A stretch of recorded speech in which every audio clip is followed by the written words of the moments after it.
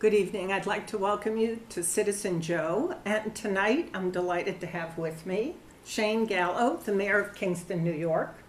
And he's going to explain a lot of things about our fair city that's close to me. I live in Woodstock.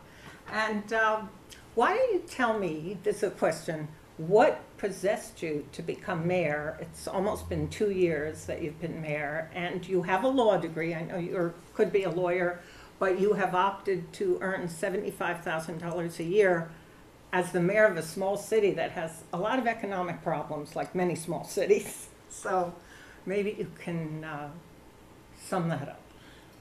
You're correct. I practiced law up until being sworn in as mayor. I was a public defender. I was one of the city assistant corporation counsels, and I had a private practice. And I also taught for a while out at Ulster County Community College. And What did you teach? Political science, history, philosophy, occasional sociology course. But the answer to your question is I love the city. My father was part of the city government back in the late 60s and into the 70s before he passed on. He was president of the city council. He was served under mayors Garrigan and Koenig respectively, and he also was on the city council prior for about 6 years. My late brother TR, who by the way coincidentally my father and he both passed on at the age of 41, okay, and my brother was in office at the time. My late brother TR was mayor for 8 prior to his passing, and was also in the city council for 6. So the Gallo family has been involved politically in some manner, shape, or form, literally for the past, 50 years, thereabouts. So at a young age, my brother and I were literally geared and trained to some kind of public service. Essentially, I ran Joanne, and I am sacrificing, obviously. You can make far more money if I was practicing law. But it's worth it because I love the city that I was born and raised in and worked in, been blessed enough to work in, unlike many people my age who had to leave the area after college or a law school. And the problems are so daunting, but I have a history of the community. I have a history and the skill set that I've developed because of working for the city for 8 out of the 20 years I practiced law as an assistant corporation counsel. I know what the issues are. And for all those reasons, that's why I thought it fitting to run for office and serve the community, okay, as my family has done for all those years. Now, a lot of small cities all over the country are suffering hugely financially. What are some of the initiatives that you're incorporating to get Kingston going financially? And I don't want to talk about the hospital debacle.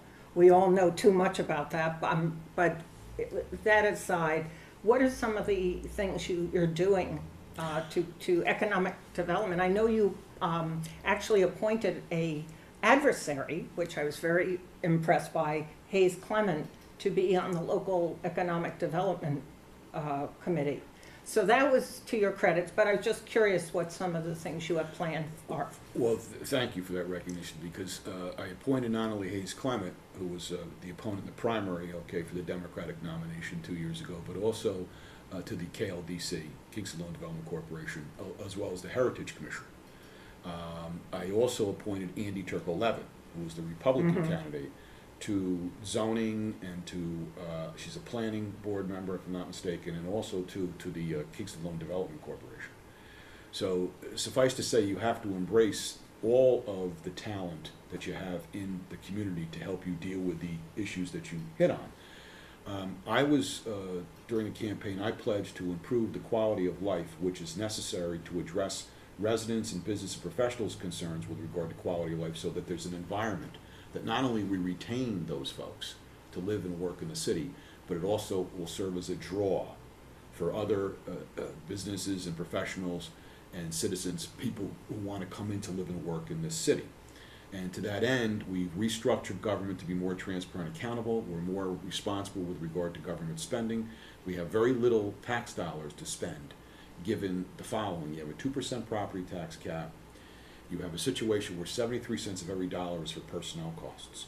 It costs the city of Kingston $700,000 a week just to turn the lights on. Every 2 weeks to pay employees and turn the lights on, you're looking at $1.2 million.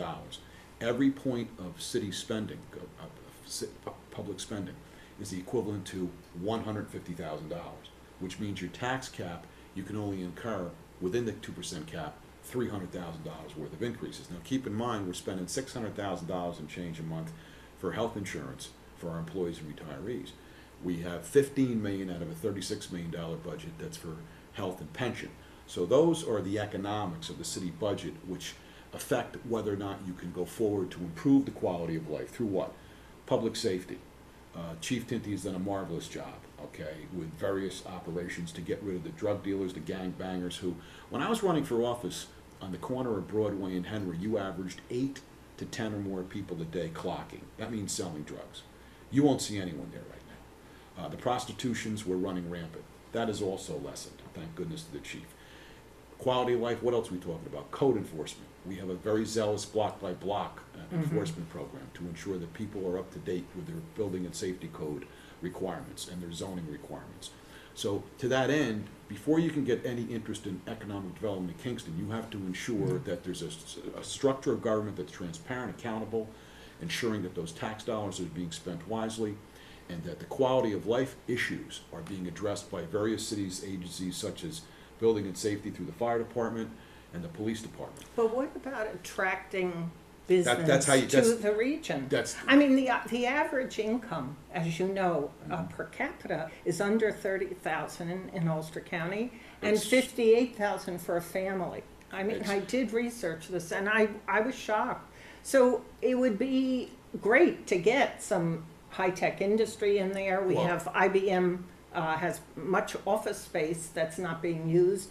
Why haven't, over the years, why haven't you been able to attract that? The following, it has a lot to do with an environment which has a quality of life which will attract prospective employers. Well, Kingston's been written up in the Wall Street Journal and Money Magazine as a place to come. Recently as one of the best towns for artists and also inexpensive rent, which is true. The New York Times has written us up as Williamsburg North. Recently there was an article in the Wall Street Journal where Kingston has become a very hot area for second home buyers. But speaking to the question, before taking office, okay, I negotiated a deal with the old Colony Liquor site, which is on Flatbush Avenue in Kingston. Stavo and Wolftech, two high-end manufacturing companies, 100-plus employees, good paying jobs and benefits. As a matter of fact, there's going to be a reception and opening for Stavo in next month, okay? What is Stavo? Stavo, it's an engineering firm. These firms make various high-precision engineering instruments. Wolftech, if I'm not mistaken, makes these precision instruments which are used in the food processing industry, okay? The issue of economic development has a significant nexus, though, into the kind of community that you have in terms of quality of life. And I keep coming back to that. And you mentioned the hospital. I had proposed in response to what you're talking about. Now, it's great to get these manufacturers to stay in Kingston, to stay in Ulster County. They were going south.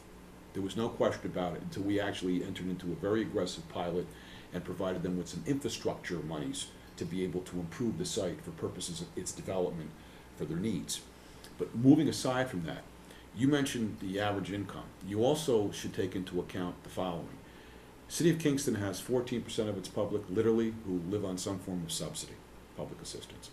We have 26% of the children below the age of 12 live below the poverty line. You have a situation where 9% of the city only has a 9th grade education level. 11% has a high school diploma. Under 20 has a college degree or post-college. So here's where I'm going with this. And Mike Hines said it best about 3 or 4 months ago when we were talking about this with his Strive initiative. How can we shore up Kingston and identify those demographic problems? If you look at the west side of Broadway, which is UPAC side, 15 to 35% of those residents are unemployed. Literally, you have a situation where we have to provide education to be an access to those individuals to get them out of their cycle, to actually give them some kind of opportunity where we create an educational career path for them to feed into the Stavos and the Wolftechs. We were fortunate enough to have Alcoa Industries down at the Kingston Business Park, which is off of Delaware Avenue. Interestingly enough, they can't get qualified employees. So the BOCES program, we have a partnership with, and does the county, and the SUNY at Ulster and New Paltz, they're all working together to ensure that our high school students have an educational path which will lead them to a career in a manufacturing job or a tech job that could be $45,000 plus benefits to start, which is way above the average, okay, for an individual, okay, in our community. So to that end, what I have proposed is the BEAT, and we filed this feature with the Legislative Gazette in June. They ran a piece on us. What is Legislative Gazette is the New York State Legislature's paper. Alan Shartuck from SUNY New Paltz, the distinguished professor, okay, started this project probably when I was at New Paltz over 30 years ago, and I was one of his interns. The BEAT is an acronym which means Business, Education, Art, and Technology. It starts with some kind of affiliate at the Kingston Hospital campus. We are in discussion right now with a doctor developer, Bard College, and I don't want to mention who, but a major healthcare system with billions of dollars interested in actually having an affiliate at the Kingston Hospital campus. We're also trying to figure out whether or not we could have a medical college who will train physician assistants and other technicians. Follow us now. The BEAT education. Education begins then potentially at the Kingston Hospital affiliate that we're talking about. Across the street, BOCES is going to be put in the Carnegie Building. That means your LPN programs, your manufacturing tech programs for the high school kids will be right across from City Hall and the hospital. You would be able to then use the hospital for clinical work, for clinical programs for the LPNs. January 1, 2015, we're fortunate enough because of Mike Hine and Strive Project program, which we're helping him facilitate with my team. Sophie Finn, the old elementary school that closed this past June, is going to be 1/1/2015 up and running as a SUNY Ulster campus, where the nursing program will be, across from Benedictine. So now you're literally a block or two away from the Kingston Hospital for purposes of any clinical work. So you've got this educational kind of corridor commencing at Kingston Hospital. Now at 721, right on down the street on Broadway, you have the SUNY Ulster Graphics and Communication program that's already there. So here's my point. You've got a group of folks in Kingston who've had no opportunity, not only for education, but for employment. By creating this educational corridor, you provide access to that group. You then also provide interest in prospective local employers, be it in the tech, be it in the healthcare field, who can feed in and recruit these educated individuals, okay? And it's all going to be along the Broadway corridor. Now you add the A of that acronym, which is the arts. People don't realize on Broadway you not only have UPAC and 721 Multimedia, which is drawing a lot of film producers. With the films that come into Kingston, because of its quality of life and historical architecture and its setting, its natural beauty, those film companies are doing some of their post-production work at 721. New York State has a very aggressive tax credit program to have these companies do business here in New York for purposes of production, not go out to the West Coast. And we're finding that rather than go to the city or the West Coast, they're staying locally and they're doing their production work at 721. So you have the arts component that's digital techno related there, multimedia. On Pembroke Avenue, people don't realize we have a thriving art district in Cornell Street with the shirt factory and some of the other living workspace. Rucco has got the lace curtain factory, which we're sponsoring, we're helping out. They are closing on the building in a month or two. We're in the process of trying to join with Rucco, okay, to get money for streetscape, to improve the sidewalks, the curbing and lighting, to be consistent with that very exciting project. So Pembroke Avenue has R&F Paints, Bailey Pottery, Frank Capana from Color Page Printing, and then right around, and Monster Studios, Mike Juby, who does the Headless Horseman in Monster Studios, and right around the corner we have Renee Darmstadt in the Darmstadt Museum, the Cornell Museum right there. So the A, the arts, as you can see, from Pembroke all the way to Broadway, including UPAC 721. But you can't walk there. Actually, the streetscape. You really can't. Actually, it's not even people. A lot of people would say it's not safe to walk on Broadway at this point in time. Actually, contrary to what you just stated, I just stated earlier in our conversation that that's not the perception. That when I drive there all the time, I never see anyone walking, especially after sunset. Actually, I walk after sunset there. I know a lot of people who from downtown walk up to uptown. There's a very strong police presence, but Cornell Street was just recently paved last year. The sidewalks have been I improved. drive it. It's a great, where the It's- post right, office and when- is. but my- and my and point it's is, a great The area. grant money that we were very likely Mm-hmm. to receive will help us, okay, also fix some of the sidewalks along the Cornell corridor, connecting it to Tenbrook, connecting it to Broadway. Well, But- the people walk in the uptown area, which is fabulous. Everyone loves uptown. Right. And they walk down at the Rondout. But very, very rarely do you ever hear people, and I know a lot of the artists have moved in recent years, Right. but few people go walking through it. It would be a great thing to connect those Actually, areas. right, I think And you could actually have a walking path from uptown down to Well, the we- Rondout through those areas. Well, we already have, there's a rail trail proposed from the Trolley Museum up until Burger King, Mm-hmm. which will connect you to the Broadway corridor. The Rosendale Rail Trail is coming into South Wall in 2 years, less than 2 years. You can now gain access to the Rosendale Rail Trail on Rockwell Lane off of Route 32. Mm-hmm. So we're in the process right now of working to that end. You will literally be able to start down on the Rondout, go to Midtown, go to Greenkill, go all the way down to South Wall, jump on the South Wall tracks, head all the way literally to the walkway on the Hudson. So in 2 years' time, less than that probably, you will be able to take your bike or a hike all the way to the walkway on the Hudson. Also keep in mind in terms of these trails to connect different parts of the city, be it downtown, waterfront, midtown, and uptown. Mike Hines' proposal for the Washington Avenue connection to the Shokan Reservoir Rail Trail. Also keep in mind that we were able to receive funding through the governor's CFA process for Hudson Valley Landing's AVR project for the Mile Promenade. That's Where down is in the old that? brickyards. So Oh, you will that- be able okay. to start That's off the Rondout, further down. off. It's to For the left. people who If you're don't standing know. looking at the beach, it's to the left. Okay, and there's 15 old brickyards right there. Well, past the Steel House, past that whole area. Correct. Okay. So suffice to say, you will have this network. We will be the only city and the only county that will have an interconnective network of trails, literally, okay, that will connect the waterfront all the way to the Ashokian Reservoir, or all the way literally to Rosendale and to the walkway of the Hudson. No, it's, I drive all, I'm busy writing travel books and selling travel books. And I travel all over Kingston at all hours. Sure. And I've seen a lot of the changes. One of the things that's fabulous down at the Rondout is the brick walkway that now extends down to a Beale Street. That we just recently renamed the Maurice St. Hinchy Pete, Promenade.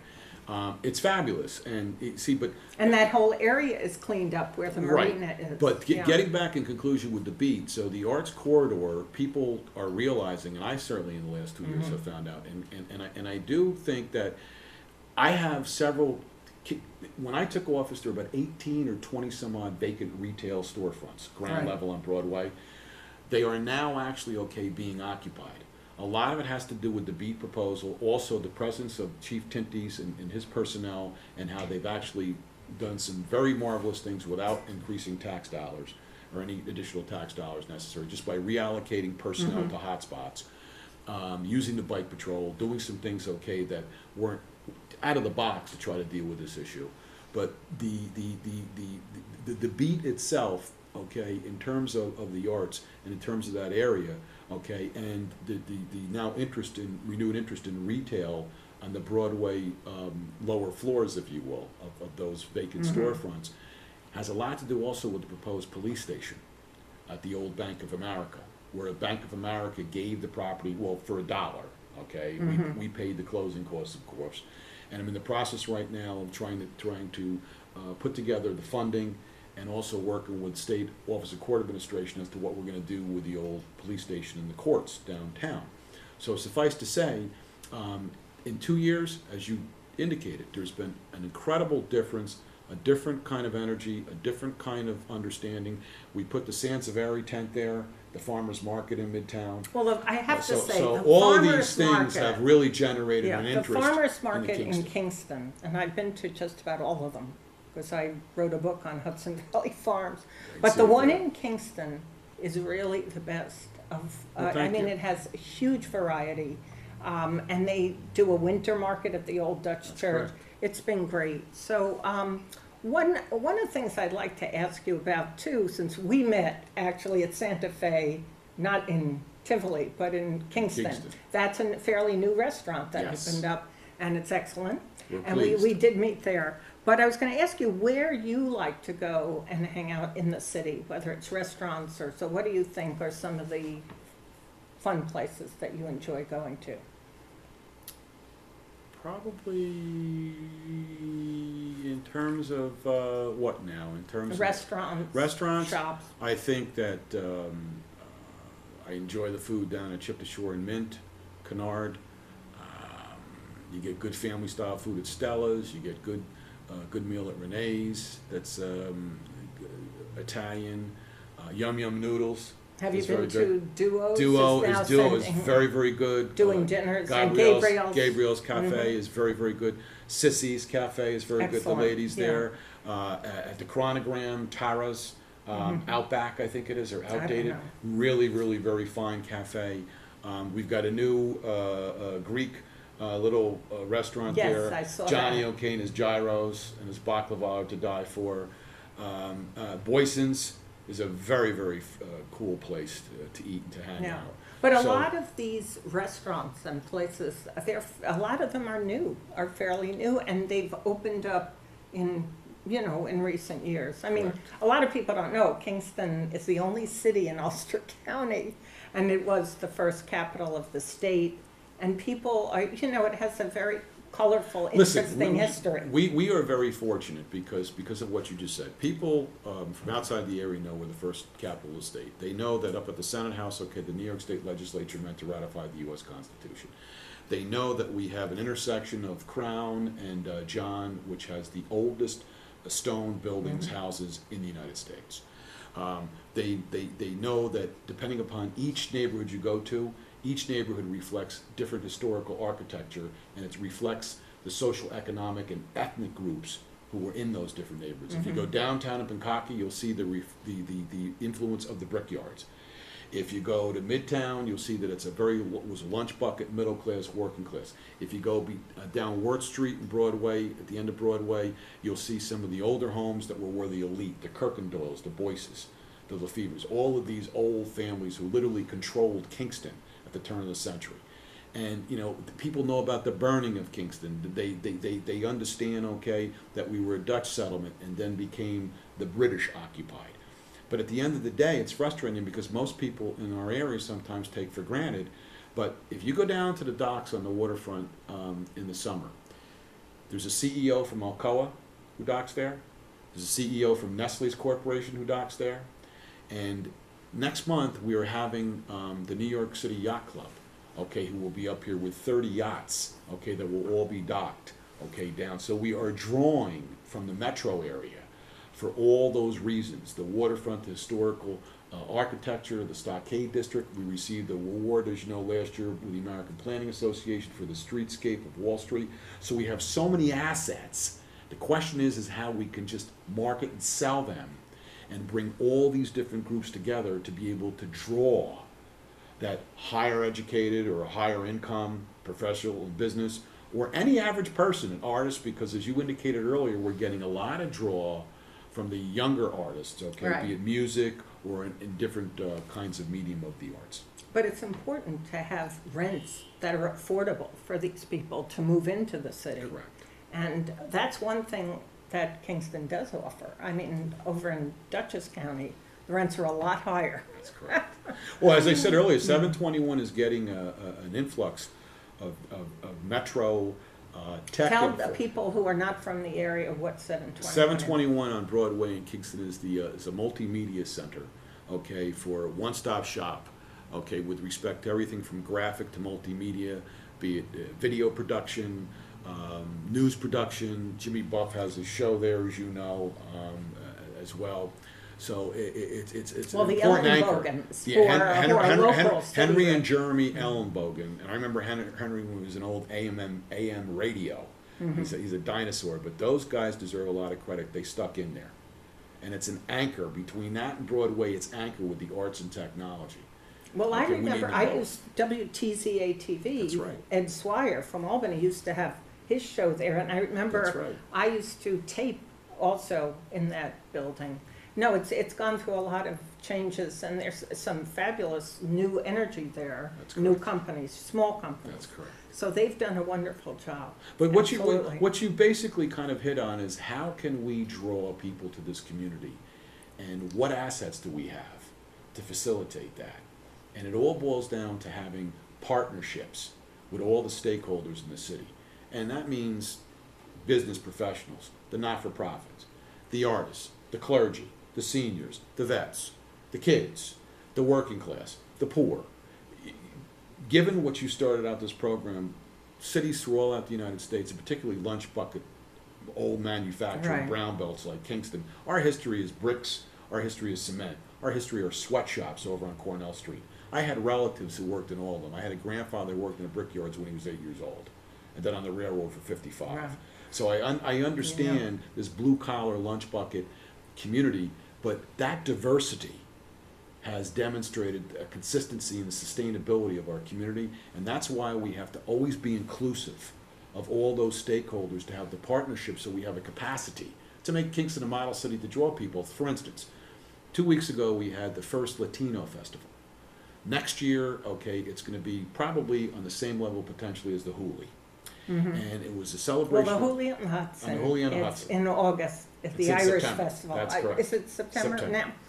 now? But the Latino Festival was very exciting because it was the celebration of Mexican and the 5 Central American countries' independence. And what was incredible about it is that people now are starting to realize, if you go to Cedar to Henry Street, a little above Broadway, that Henry Street, there is a blossoming Latino business district. Flower shops, restaurants, Well, the tchotchke shops. I remember, I've been Okay. here 32 years, and there's a huge influx of Latinos correct. that have moved here in the last decade. And they have restaurants and shops. That's correct. And that's a whole new aspect of Kingston that a lot of people don't know about. But it also means that we have to continue to encourage inclusion, okay, of all these newcomers, all under one tent, so that we can proceed to make this city, okay, literally what it is meant to be. Well, I'm listening to all this, Shayne, and I'm like thinking, how are you going to pull it off? You know, Well, we're so like doing you it. got your work cut out We're for doing you. it. But As long as I get less sinkholes. Infrastructure. The infrastructure is dying. It's 150 years old, Joanne. That's a problem. I and you're mean, entitled to get upset at whoever you want to get upset correct. at. You know, you've gotten some PR, and I'm sure people watching this who are local know. But my feeling is you're not a potato. You're a very, very dynamic person. Thanks so much for sharing your city with all of us out here. And I've learned a lot. And it's a lot of challenges, but it seems like you're up to the job. Well, thank you very much for Thanks. having me, and appreciate it. I'll come back anytime you want me to. Great. Thank you very much. Thank It was you. a pleasure. Really.